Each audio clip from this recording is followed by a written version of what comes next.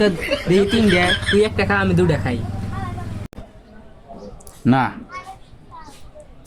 তুই একটা খা আমি দুটা খাই। আর ওইটা হ্যাঁ মামা, কোনো সমস্যা? কি মামা আরো কিছু লাগবো নাকি? ওই মামা ফুচকা আছে তিনটা দুজনে খামু কেমনে? ভাগ করে দেন তো। হ মামা দেন। এই সমস্যা মামা? আচ্ছা তো কারণ দেখতাছি।